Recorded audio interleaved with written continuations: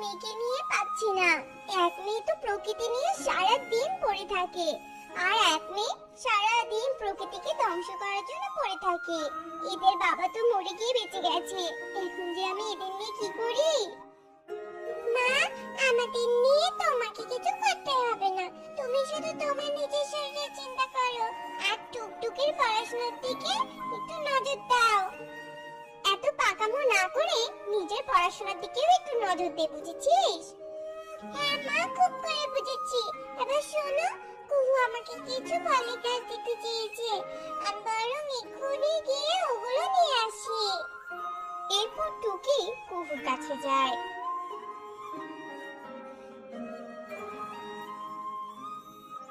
আর ফুলের চারা এনে পুরো বাড়িতে লাগিয়ে দিয়ে নিজের ঘরে গিয়ে পড়তে বসে। এদিকে টুকটুকি খেলা শেষ করে বাড়ি ফিরে আসে। ইস, এই দিদিটা আজও কি সব গাছপালা দিয়ে বাড়িটা ভরে রেখেছে, কি নোংরা দেখা যাচ্ছে। আমি এক্ষুনি এই আগাছাগুলোকে তুলে ফেলে দিচ্ছি। টুকটুকি রাগের বশে সবগুলো ফলের গাছ তুলে ফেলে দেয়। টুকি শব্দ পেয়ে বাইরে বেরিয়ে আসে। টুকটুকি, তুই এসব কি করছিস? তুই জানিস না গাছপালা পরিবেশের জন্য কত উপকারী? গাছপালা যদি না থাকে তাহলে বৈশ্বিক উষ্ণতার জন্য একটা সময় বৃষ্টিপাত হওয়া বন্ধ হয়ে যাবে, আর বৃষ্টিপাত বন্ধ হয়ে গেলে পুরো পৃথিবীতে খরা দেখা দিবে। সেই খরার ফলে ফসল চাষ হবে না, তখন আমাদের না খেয়ে মরতে হবে রে। শোন দিদি, তোর এসব বাজেরা ফালতুকে নিজের কাছে রেখে দে, আমাকে দিতে আসিস না, কারণ আমি তোর মতো আনকালচার গাইয়া খেত নই। আমি একজন শিক্ষিত সুন্দরী স্মার্ট মেয়ে। ও, এতক্ষণ ধরে কথা বলে শুধু শুধু আমার এনার্জিগুলো লস করলাম।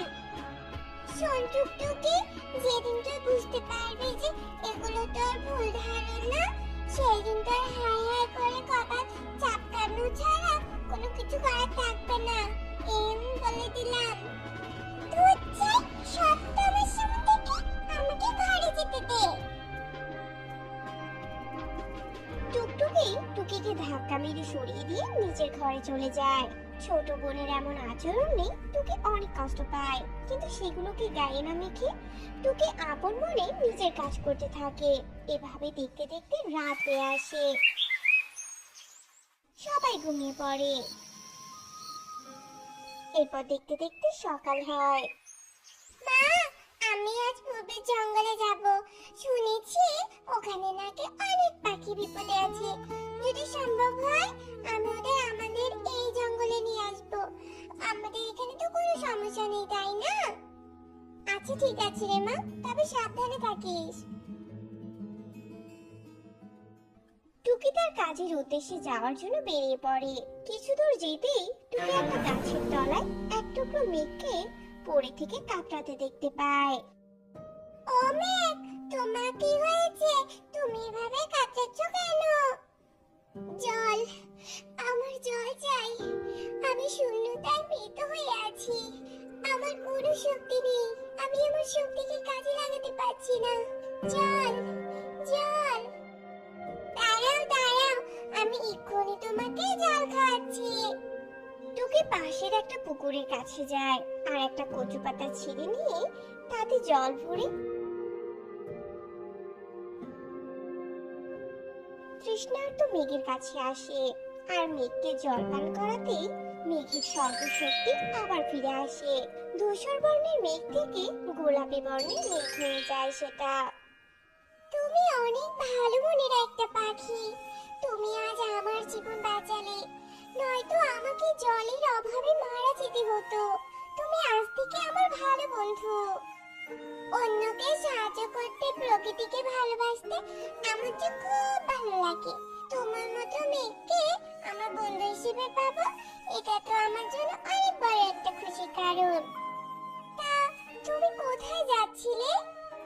আমি কিছু পাখিকে সাহায্য করার জন্যই যাচ্ছিলাম। তুমি কি যাবে আমার সাথে?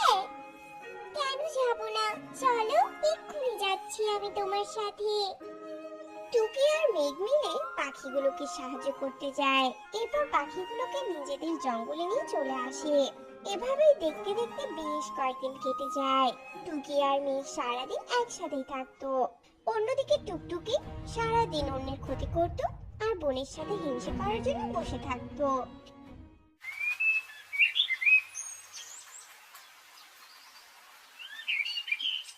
একদিন সকালবেলা টুকটুকি, টুকি, আমার শরীরটা ভীষণ খারাপ রে। তোরা দুজন আমার পাশে একটু বস না। মনে হচ্ছে আজই আমার জীবনের শেষ দিন হবে। তুমি এসব কথা একদম মুখে আনবে না মা। চলো, আমি তোমাকে এক্ষুনি ডাক্তারের কাছে নিয়ে যাচ্ছি।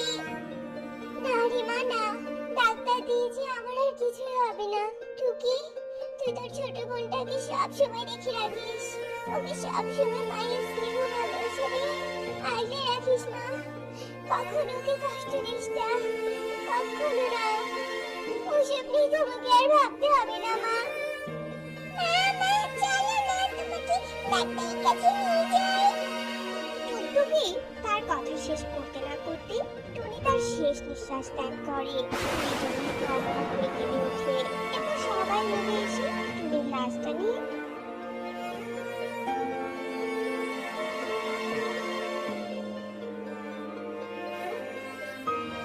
খবর দিয়ে দেয়। এরপর কেটে যায় আরো কয়েকটা দিন। টুকি আর টুকটুকি ততদিনে মায়ের শোক কাটিয়ে ওঠে। দিদি, আমার কিছু টাকা লাগবে। ভাবছি মায়ের যতগুলো গাছ আছে সেগুলোকে বিক্রি করে আমি টাকা জোগাড় করব। না রে বোন, এমন কাজ করিস না। আমি তোকে অন্যভাবে টাকা জোগাড় করে দিব। টুকি বন্ধু, বাড়িতে আছো? হ্যাঁ মেঘ বন্ধু, ভিতরে এসো।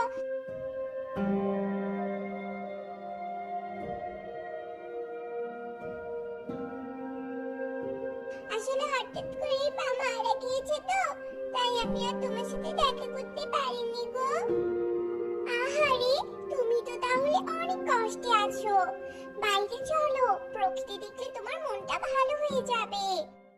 দিদি, তুই এসব কি আজেরা জিনিসের সাথে বন্ধুত্ব করেছিস? হ্যাঁ, আচ্ছা যাই হোক, তোর ব্যক্তিগত ব্যাপার এসব। শোন, আমি লোকজন রেডি করে গাছপালাগুলো কেটে নিচ্ছি। তোর ইচ্ছে হলে আসিস, না হলে নেই। বোন, তুই দয়া করে কাটিস না গাছগুলো। আমার কথাটা তো শোন, ওগুলো মায়ের শেষ স্মৃতি আর পরিবেশের জন্য অনেক উপকারী রে। তোকে কতবার বলতে হবে হ্যাঁ যে আমি কাটবই, আমাকে জ্ঞান দিস না তো? দেখো বোন, গাছপালা পরিবেশের জীবন। আজ গাছপালা আছে বলে আমরা সবাই কার্বন ডাই অক্সাইড ত্যাগ করে গাছ থেকে অক্সিজেন নিয়ে বেঁচে আছি। গাছ আমাদের জীবন বাঁচায়। দিদি, তোর এই ফালতু বন্ধুকে আমার সাথে কথা বলতে বারণ কর।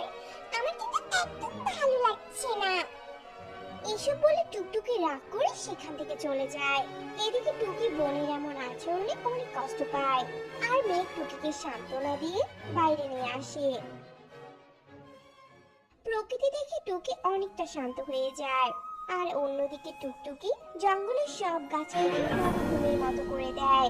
এভাবেই দেখতে দেখতে বেশ কিছুদিন কেটে যায়।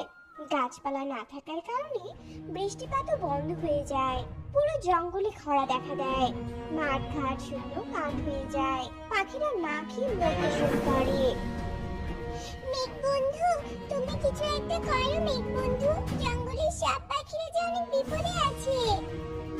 শোনো টুকি বন্ধু, আমি এক্ষুনি মেঘের ভেলা পাঠিয়ে দিচ্ছি। তুমি জঙ্গলের সব পাখিদের নিয়ে মেঘের ভেলায় করে মেঘের রাজ্যে চলে এসো। ঠিক আছে মেঘ বন্ধু।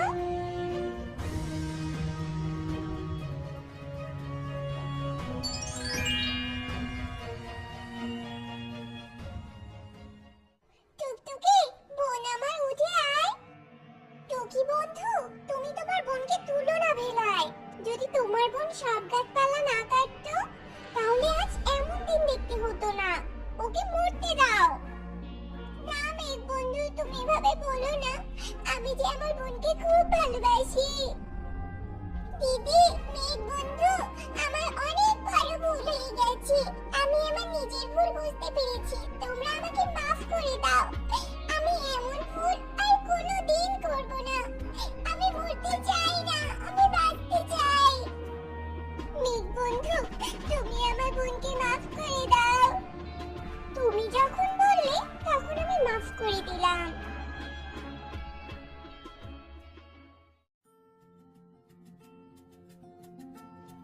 এরপর টুকটুকিও মেঘের ভেলায় করে মেঘের রাজ্যে চলে আসে, আর তারা মেঘের রাজ্যে বাঁশের বাড়ি দেখতে পায়।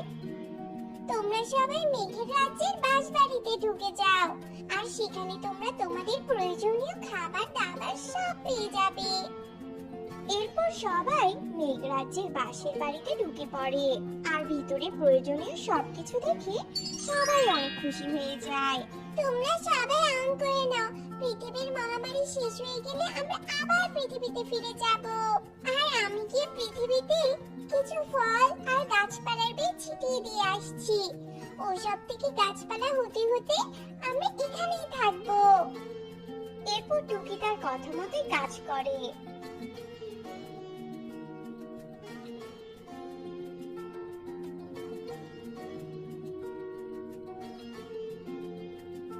কিছু ফলের বীজ আর গাছপালার বীজ তাদের বনে ছিটিয়ে দিয়ে আসে।